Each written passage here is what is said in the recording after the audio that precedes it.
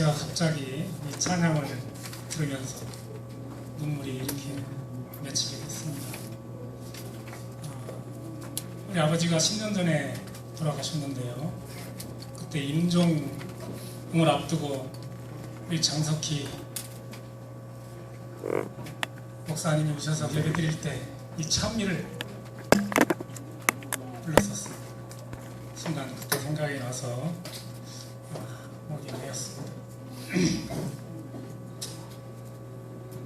사실은 이 주객이 전도가 되어서 목사님이 여기 서셔야 되고 제가 사이드에 서야 되는데 하나님께서 저에게 또 이런 특별한 기회를 주셔서 부족하지만 말씀을 선포하게 되었습니다. 피차 은혜 나누는 시간이 되었으면 좋겠습니다. 자, 오늘 제목이 주보에 있는 대로 너희는 스스로 성결케 하라. 여호수아서 3장 14절로 17절 성경 가지신 분들 읽겠습니다. 백성이 요단을 건너려고 자기들의 장막을 떠날 때에 제사장들은 언약궤를 메고 백성 앞에서 행하니라. 요단이 몸에 거둔 시기에는 항상 은덕에 넘치더라. 궤를 맨 자들이 요단에 이르며 궤를 맨 제사장들의 발이 물가에 잠기자 곧 위에서부터 흘러내리던 물이 그쳐서 심히 멀리 사르단에 가까운 아담의 변방에 일어나 쌓이고 아라바의 바다 여매로 향하여 흘러가는 물은 온전히 끊어지네. 백성이 여리고 앞으로 바로 건널새 여호와의 언약궤를 맨 제사장들은 요단 가운데 마른 땅에 굳게 섰고 온 이스라엘 백성은 마른 땅으로 행하여 요단을 건너니라. 이 말씀의 배경을 너무나 잘 아실 겁니다. 자, 한 나라의 과거를 알려면 박물관에 가보고 현재를 알려면 시장에 가보고 미래를 알려면 도서관에 가보라는 말이 있습니다. 책 한 권 읽은 사람은 책 2권 읽은 사람의 지배를 반드시 받게 되어 있다. 모두 독서 공부에 관한 중요한 말씀입니다. 자, 우리 교회에 도서관이 없어 미래를 가늠할 수는 없지만 아까 읽은 본문 말씀을 통해서 우리 교회의 미래를 가늠해 보고자 합니다. 3년 전에 처음 교회 건축 얘기가 나왔을 때 우리 모두의 바람은 어린아이들이 안전한 가운데 예배드리며 뛰놀 수 있는 그런 장소, 또 쾌적하고 안락한 사태, 또 비좁지 않은 예배당에서 우리가 하나님께 기쁜 마음으로 예배 드릴 수 있었으면 좋겠다 하는 그런 바람이 있었습니다. 그래서 아마 제 기억으로는 그때 수정된 예산가가 한 6에서 7억 정도가 아니었나 그렇게 기억이 됩니다. 한 번은 저희 목사님께서 제 일터에 오셔서 이런 말씀을 하신 적이 있습니다. 기억이 나실 건지 모르지만 한 10억 정도만 있으면 교회 멋있게 잘 짓고 원 없이 이웃사회를 위해서 봉사하며 목회 잘 할 수 있겠다는 말씀을 하신 적이 있습니다. 그랬는데 하나님께서는 우리보다도 훨씬 큰 비전을 가지고 계셨으며 이미 우리는 우리가 꾼 꿈보다도 훨씬 큰 비전을 허락하시어 새로운 성전 건축을 하게 하셨습니다. 곧 머지않은 시일 내에 우리가 꿈에도 그리던 아름다운 성전에서 예배드리길 날이 곧 올 것입니다.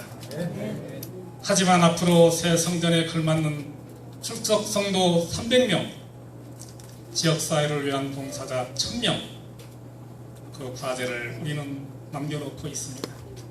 그래서 아직 미완성된 비전을 성공적으로 이루기 위해 저는 오늘 이스라엘이 경험했던 과거와 하나님의 말씀을 통해서 우리 교회의 확실한 미래의 해법을 찾아보려고 합니다. 이제 본문에서와 같이 이스라엘 백성들은 광야 생활을 거의 마치고 마침내 꿈에도 그리던 가나안을 목전에 바쁘게 이뤘습니다. 왜 정상적인 코스 넉넉 잡아서 보름이면 갈 수 있는 거리를 40년을 광야에서 훈련을 시키셨는가? 간단합니다. 광야라고 하는 것은 내일이 없습니다. 언제 죽을지 모르는 절박한 상황에 매일 매 순간을 살아가야 됩니다. 그런데 하나님께서 불기둥, 구름기둥, 만나와 메추라기로 이스라엘을 인도하시고 먹이시고 입히셨습니다. 인간이 아무리 노력해봐야 가망이 없는 지역이 광야입니다. 그래서 그 백성들에게 내가 너희를 여기까지 인도했고 앞으로 너희를 영원히 데려갈 유일한 내가 구주이며 하나님이라는 사실을 알게 하기 위해서 광야 40년을 허락하셨습니다. 그게 이스라엘 백성들에게는 힘들고 고난스럽고 어려운 길이었지만 되려 하나님은 그것을 축복으로 바꾸셨다고 하는 사실입니다. 그렇게 조금만 더 가면 그렇게 소망하던 가나안인데 예기치 않은 복병을 이스라엘 백성들은 만나게 된 겁니다. 그래서 그 어간에 발생한 본문의 말씀을 근거로 해서 지금 이 이스라엘 백성들에게 처한 상황이 무엇이었는가? 둘째, 여기에 대한 하나님의 해법은 무엇인가? 셋째, 우리가 이 사건을 통해서 얻을 수 있는 영적 교훈은 무엇인가? 이 세 가지를 중점적으로 살펴보려고 합니다. 이제 이스라엘은 가나안 입성의 마지막 관문을 통과해야만 했습니다. 그것은 본문의 말씀에 나온 대로 요단강을 건너는 것이었습니다. 그들 앞에 펼쳐진 광경은 결코 만만한 것이 아니었습니다. 선지자 말씀 부조 선지자 483쪽에 보면 1년 중에 이 계절은 봄이었다. 산에 눈이 녹아 내려서 요단강 물이 불어 두 개 넘쳐 흘렀으므로 평상시에 걸어서 건널 수 있었던 곳으로도 이 때에는 건널 수 없었다고 기록하고 있습니다.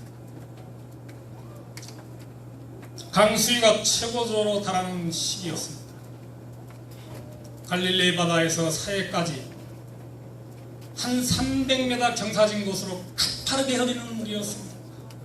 아마 시속 16km 정도 되었다고 합니다. 그러니까 이스라엘 백성 중에는 노인도 있고요, 어린 아이들도 있고요, 그들이 가져가는 많은 양식들도 있습니다. 도저히 이거를 가지고 건널 수 있는 길은 아무데도 없었습니다. 또 그뿐입니까? 말 잘 듣지 않은 가축들도 있었습니다. 어디에도 방법은 없었습니다.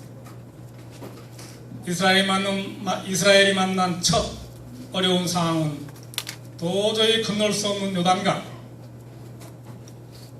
바로 하나님이 저 눈앞에 있는데 요단강이 가로막고 있는 것. 그뿐이 아니었습니다. 이스라엘의 참 두 번째 어려운 상황은 그토록 믿고 따르던 지도자 모세가 이미 그들 곁에는 없는 겁니다. 바로 가나안이 바라봐 보이는 저 건너편 느보산 중턱에서 120의 나이로 안타깝게 모세는 숨을 거두고 맙니다. 40년 동안 수많은 고비를 함께 했던 지도자 모세. 그는 이스라엘 백성들의 하나님 다음으로 신뢰하는 유일한 사람이었습니다. 선지자께서는 오히려 하나님보다도 모세를 더 신망했다라고 기록할 정도로 그들에게는 절대적이었습니다. 그것이 모세가 가나안 땅을 밟지 못하는 한 가지 이유가 된다라고 선지자께서 말씀하셨습니다. 그들과 함께 40년 동안 더불어 미운 점 고운 점 다 들었는데 정작 가장 필요한 때에 모세는 그들 곁에 없는 겁니다. 이스라엘 백성들이 이 모세의 죽음에 대해서 얼마나 슬퍼했던지 30일간 그를 추모하는 행사를 했다라고 말하고 있습니다. 첫째, 그들에게 요단강이 가로막고 있었고, 둘째는 마음으로 그렇게 믿고 따르던 지도자 모세가 없고, 세 번째는 그들 앞에 난공불락의 성, 요단강 건너 몇 마일 떨어진 곳에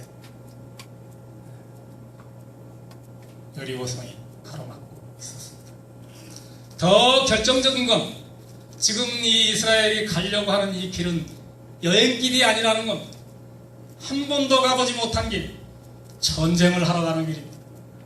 그러니 얼마나 두렵고 떨리겠습니까? 여행길은 설레기도 하며 기쁨도 있고 감격도 있습니다. 지금 이들이 가려고 하는 길은 여호수아서 3장 4절에 너희가 한 번도 지나보지 못하였다라고 기록하고 있습니다. 가보지 않은 길, 전쟁의 길을 지금 가야 하는 이들의 심정은 사면 초과입니다. 지금 가나안을 목전에 두고 조금만 더 가면 그렇게도 마음에 소망했던 가나안인데 그들에게는 요단강이 넘실거리고 지도자 못하는 큰 성 여리고성은 버티고 있어. 그 다음에 아무 경험도 없는 가보지 않은 그 길을 가야만 하는 이런 상황인가 봅니다. 어쩌면 우리 교회의 상황과 비슷한지 모르겠습니다. 그동안 예배드리고 목사님과 함께 복지사업, 이거 외에는 앞으로 우리가 저 큰 교회에서 해야 될 사업들은 한 번도 경험도 없는 사업들입니다. 많은 사람들이 현 시대를 가리켜 불확실성 시대라고 합니다. 한 가지 확실한 거 있는데 불확실한 거 외에는 확실한 게 하나도 없다고 말합니다. 요즘 청년들은 그들의 진로에 대해서 거의 모든 것을 포기한 상태입니다. 집을 사는 대신에 취직하는 대신에 있는 돈 그냥 삼기면 즉흥적으로 찰나적으로 즐기는 데 사용한다고 합니다. 아시는 것처럼 저 거대 중국, 우리 바로 옆에 있는 동네 중국이 거대 국가로서 블랙홀 같은 경제 대국이었습니다. 지금 휘청휘청 하는 거지. 어쩔 수 없이 중국과 연관되어 있는 우리는 덩달아 경제적으로 북등거릴 수밖에 없는 겁니다. 대중 무역적자, 무역흑자가 그동안 중국을 통해서 30-40%였는데 지금은 거의 제로에 가까운 겁니다. 다 기업도 철수하게 되고요. 사드 때문에 깜깜한 겁니다. 이 불확실성 시대에 아마 이스라엘 처한 상황과 우리의 상황이 같지 않나 생각을 해보는 겁니다. 여러분, 그러나 우리 실망하지 맙시다. 하나님께서 이에 대한 해법을 제시하셨습니다. 첫째, 아까 읽으신 본문 말씀 여호수아서 3장 5절. 여호수아가 또 백성에게 이르되 너희는 스스로 뭐라? 성결케하라. 여호와께서 내일 너희 가운데 기이한 일들을 행하시리라. 여러분, 이 성결이 무엇입니까? 그것은 구별된 생애의 초청입니다. 사실 이스라엘 백성들에게 큰 사명 하나를 부여받았는데 그게 뭡니까?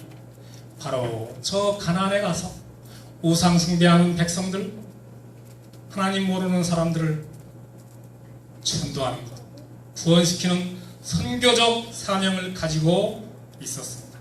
그러려면 이 사명을 감당하려면 그 무엇보다도 중요한 하나의 성결 조건이 있는데 그것은 바로 성결케 되는 일이었습니다.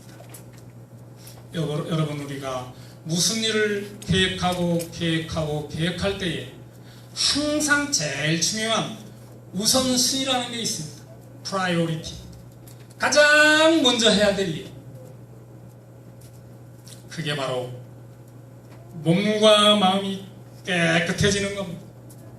영어로는 consecrate, 거룩히 구별하다는 의미를 담고 있습니다. 단순히 몸과 마음이 깨끗해질 뿐만 아니라 하나님 앞에 거룩히 구별되는 것. 여러분, 지금 우리가 여기서 예배드리기 전에 236 식품 식당은 단순히 직원들이 식사를 해결하는 식당에 불과하지만 우리가 교회로 사용되는 예배하는 그 순간여 안에 있는 모든 기구들은 거룩한 구별된 성구가 되는 것. 이게 단순히 탁자가 아니요, 단순히 피아노가 아니요, 하나님께서 구별해 놓으신 거룩한 성구가 되는 겁니다. 여러분이 문 밖에 나가시면 그냥 신자일지 몰라도 이 교회 안에 들어오신 이상 여러분은 어쩔 수 없이 거룩히 구별된 성도입니다. 성도와 신자는 하늘과 땅 차이입니다. 너의 마음을 우선순위로 거룩히 구별해서 성결케 해서 깨끗이 되라는 겁니다. 그렇게 하면 너희에게 기사를 행하실 것이다. 또 하나 있습니다. 먼저 성결케 된 다음에 선제조건, 그 다음 그건 우리의 일이고 이제 그 다음 하나님께서 일을 하시겠다는 겁니다. 우리와 여러분, 우리를 내일을 위해서 무슨 준비를 하고 있습니까? 새로운 성전에 합당한 성도 300입니까? 자원봉사자 100명입니까? 맞습니다. 뿐만 아니라 우리가 그런 일들을 위해서는, 그런 일들을 이루기 위해서는 자금도 필요합니다. 또 우리 성도님들 건강도 필요합니다. 이 전도는, 선교는 뭡니까? 마라톤 경주와 같아서 그냥 단거리 100m 딱 뛰고 마는 그런 게 아니라 꾸준히 건강을 챙기면서 경주를 해야 될 마라톤과 같은 것이 이 선교입니다. 또 그뿐입니까? 우리 성도님들 자녀교육 잘 시키는 것, 내일을 위한 준비 맞습니다. 또 나이 먹어가지고 좋은 친구 있으면 장래 미래가 좀 행복하고 재밌을 것 같아요. 그러나 여러분, 확실한 우리 교회의 미래를 위해서는 모든 것을 제쳐놓고 우리가 우선적으로 준비해야 할 것이 무엇입니까? 첫째도 둘째도 성결입니다.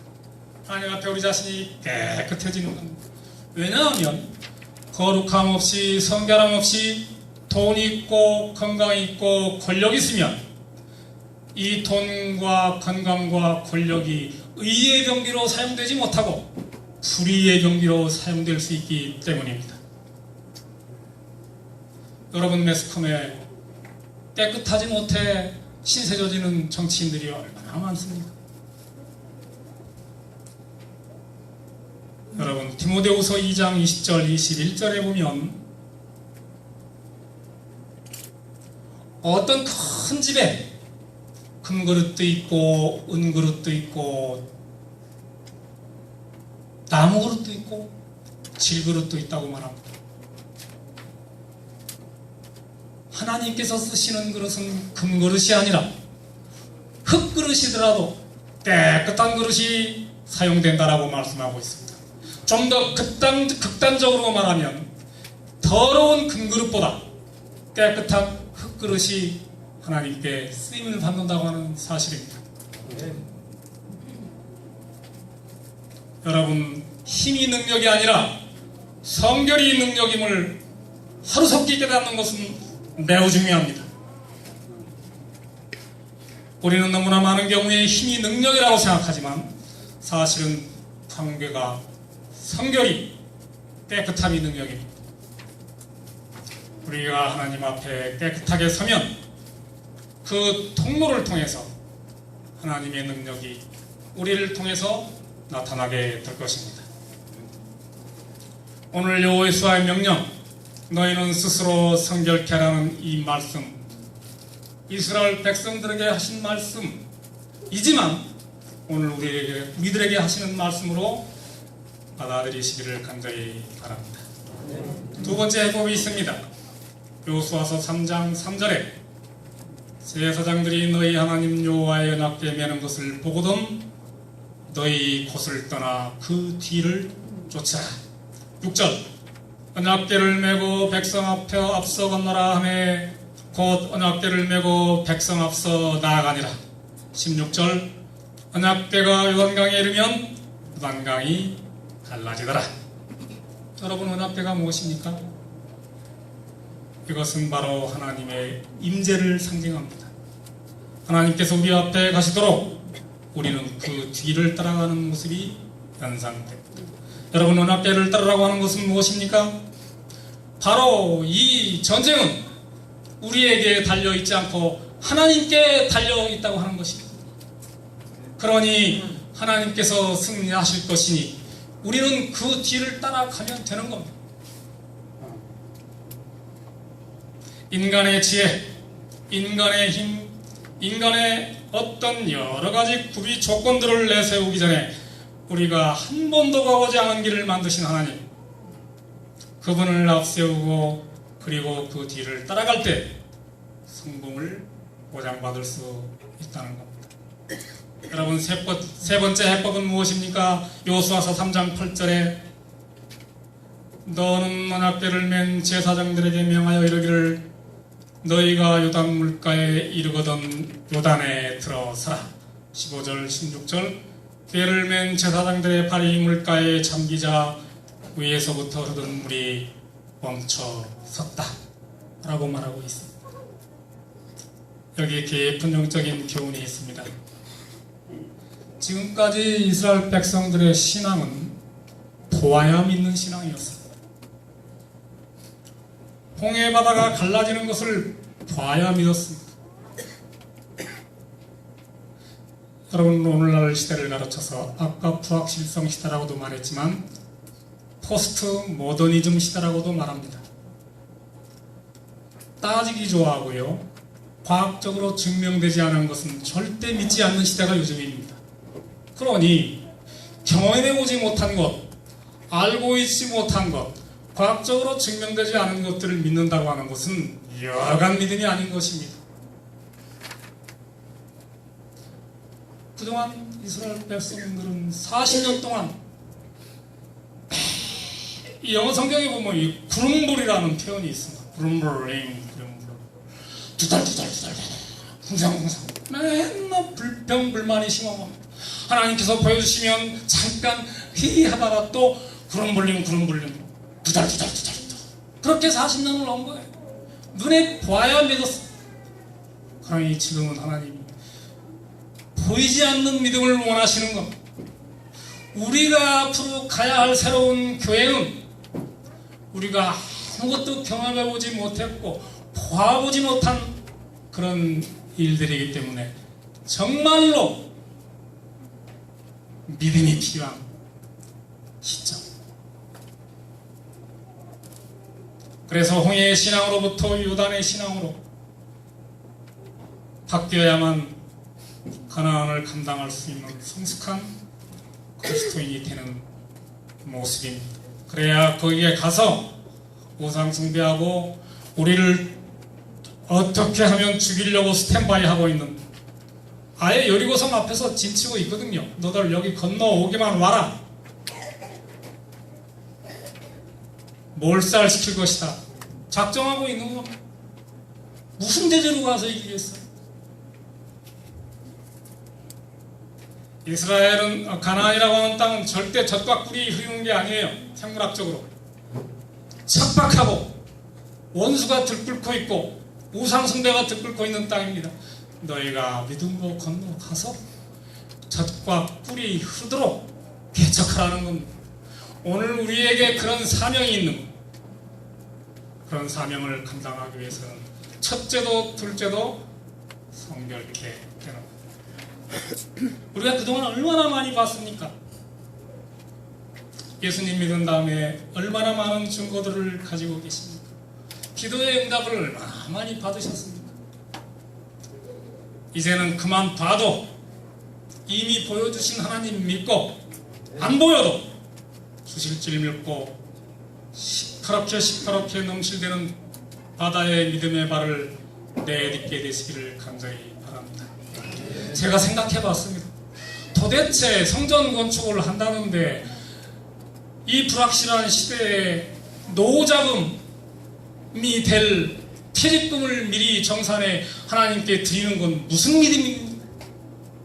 집 팔아서 하나님께 드리는 믿음은 무슨 믿음입니까? 바보입니까? 천치입니까? 여러분 가만히 한번 생각해 보십시오. 내 친구가 나를 위해서 밥 한 끼 사주는데 그거 가만히 있습니까? 마음에 부담이 되어서 다시 또 사주고 싶은 것이 내 마음입니다. 우리의 마음입니다. 아니 하나님께 내 것 드렸는데 우리 하나님이 우리도 하물며 그럴진데 우리 하나님이 가만히 입 닫고 계시겠습니까? 예수님께서 내 보물이 있는 곳에 내 마음도 있느니라. 여러분 누구한테 돈 구워주신 분 기억 있으십니까? 내가 꾼 거 말고 구워주신 분 계십니까? 그런 경험이 다 누구에게나 있을 겁니다. 그러면 그 사람 잊어듣기까? 구워간 사람은 잊어버려도 구워준 사람은 아까 누가 교과 공부하는데 적어놓는다 그러대요. 이렇게 노트. 두고두고 돈 받을 때까지 기억이 나는 겁니다. 아 내가 가진 것 물론 하나님께서 주신 거지만 내가 하나님께 드렸는데 우리 마음이 어디 있겠어요? 하나님과 밀접히 통행할 수밖에 없는 겁니다. 그러니 그 자녀 이뻐서 하나님이 여러분 헌금은 절대 투자가 아닙니다. 리턴 개념이 아니에요. 속절없이 죽을 수밖에 없는 나를 위해서 값없이 십자가에서 희생하신 우리 하나님, 그 은혜가 너무 고마워. 하나님 내 것 가진 것 미약하지만 하나님께 드립니다. 감사히 받아주십시오. 내게 다시 리턴 안 하셔도 됩니다 하는 믿음이 있을 때 하나님께서 우리를 축복하시는 겁니다. 받기 위해서 드리는 믿음, 보상을 기다리는 믿음, 다 수준 낮은 믿음입니다. 안 주셔도 이 땅에 사는 동안 저 같은 경우 길어봐야 20, 30년입니다. 아니 하늘이 보장됐는데 그거 뭐이 어렵겠습니까? 모르겠습니다. 저도 믿음대로 했을 뿐이고요. 우리 성도님들 하나님께서는 우리의 각자의 믿음을 너무나 자기 자신보다도 잘 아시니 그런 안 보이는 믿음, 하나님께서 리턴하시지 않는 믿음 지금 필요하다는 겁니다. 그래야 가나안에서 너희가 사명을 감당할 수 있다는 겁니다. 마지막으로 이 본문이 이러한 사건을 통해서 어떤 영적인 교훈을 우리가 얻을 수 있습니까? 첫째는 하나님은 여전히 우리와 함께 계신다. 영적 전쟁의 성패는 우리에게 달려있지 않고 하나님의 손에 달려 있습니다. 저는 이 시간에 앞으로 우리 신앙생활에 있어서 아주 중요한 말씀을 드리려고 하는 거예요. 오늘 우리들의 희망은, 우리들의 소망은, 우리들의 꿈은, 우리들의 비전은 놀랍게도 우리들의 성실함에 달려있지 아니하고 하나님의 성실하심에 달려있다는 사실을 절대 잊지 마시길 바랍니다. 우리의 희망이, 우리의 소망이, 우리의 꿈이, 우리의 비전이 우리에게 있지 아니하고 하나님의 미쁘신 성실하심에 달려있다. 아멘. 하나님은 여호수아서 1장 5절에 내가 모세와 함께 있었던 것처럼 너와 함께 있겠다. 9절에 내가 어디로 가든지 내가 너와 함께 있겠다고 약속하셨습니다.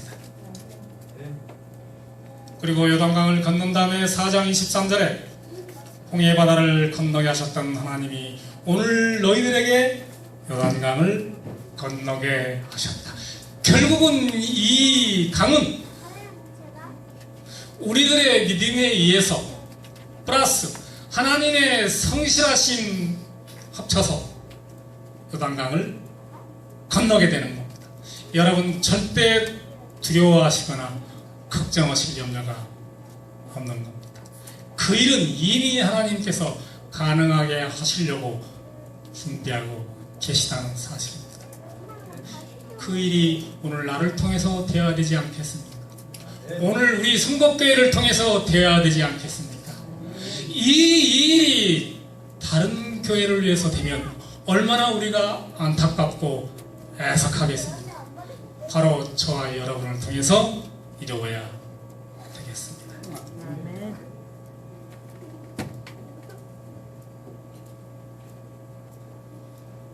두 번째 영적인 교훈은 하나님은 우리와 함께 하시지만 또 여전히 살아 계신다.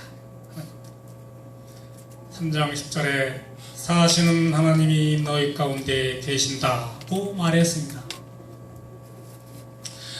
성경에 보면 하나님이 성령께서 성령 하나님이든 예수님 하나님이시든 하나님이시든 우리와 함께 계시는데 이건 in my heart 나의 마음이 아니라 among you 너희 한가운데 계신다는 뜻입니다. 우리 마음이 아니라 내 옆에 계신다는 이 영어 성경 찾아보시면 원문의 뜻이 그래요. 네 집 안에 계신다. 그거하고 내 마음의 상쪽으로 있는 것하고는 하늘과 땅 차이지.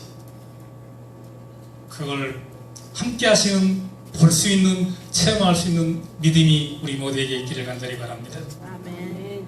이 땅에 이는 땅의 모든 백성으로 우리 선거에 있는 모든 은민에게 천안에 있는 모든 시민에게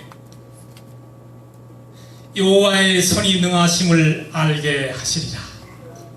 우리가 잘나서 우리의 능력 우리의 힘이 아니라 하나님의 능하심이 그들에게 알게 하시겠다.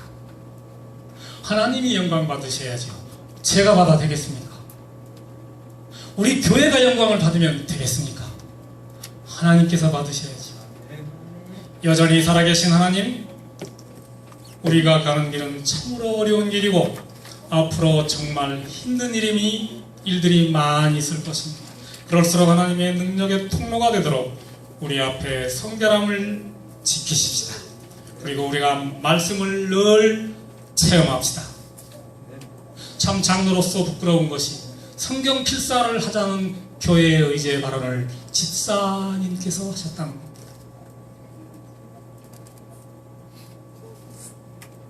아마 우리가 그 일을 할 때에 분명히 성령께서 역사하셔서 우리 마음에 감동을 주실 겁니다. 아멘. 여러분, 배부른 사람 옆에 있다고 내가 자동적으로 배불러지지 않습니다. 이쁜 사람 옆에 있다고 내가 이뻐지지 않아요. 부자 옆에 있다고 내가 부자 되지 않습니다.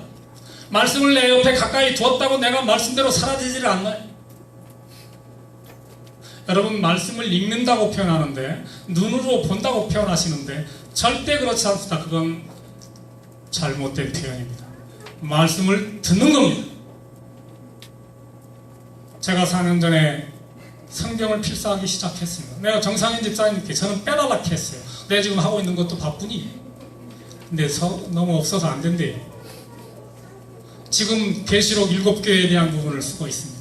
아마 8월이면 끝날 거예요. 제가 자랑하려고 드리는 말씀이 아니에요. 거기 보니까 분명히 성령이 교회들에게 하는 말씀을 뭐하라? 들을지어다. 귀 있는 자는 들을지어다.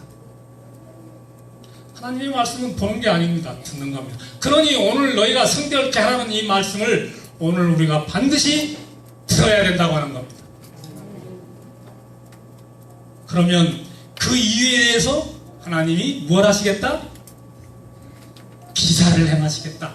무슨 기사? 300명, 1000명, 1000명, 300명 그 건물에 합당한 봉사자들을 하나님께서 허락하시겠다는 겁니다. 아멘. 옛날 이스라엘 백성들이 광야에서 태버나클 천막성소를 지었을 때 거기서 봉사자가 몇 명인지 아세요?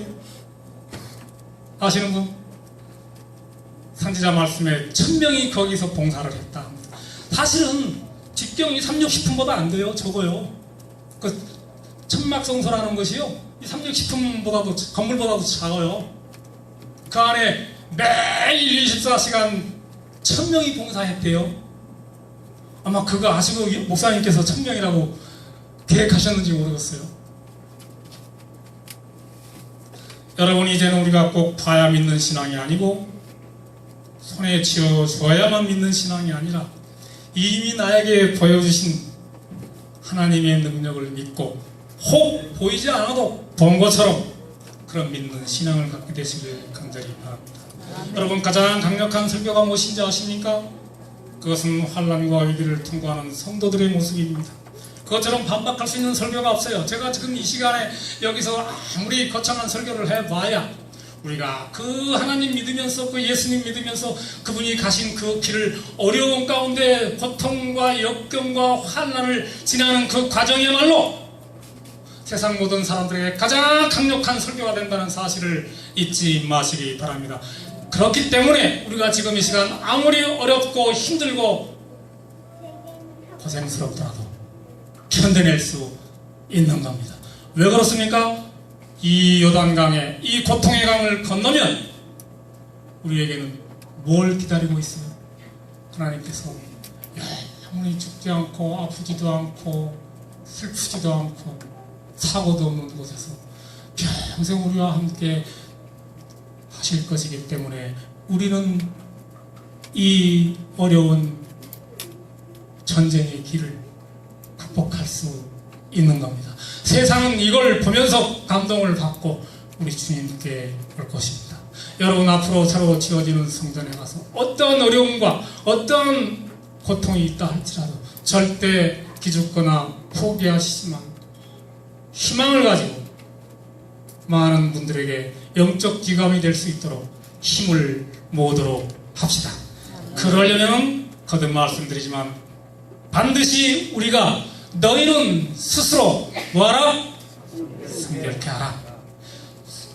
깨끗한 흙그릇으로 쓰임받을 수 있도록. 왜? 금그릇이 깨끗하면 금상첨화죠. 그러긴 힘든가 봐요. 오늘 하나님께서 여호수아에게 보여주신 이 해법이 우리 교회에 적용될 수 있도록 이 시간 이후에 하나님 앞에 성결하게 구별된 삶으로 살아가시길 간절히 바라면서 말씀을 마치도록 하겠습니다.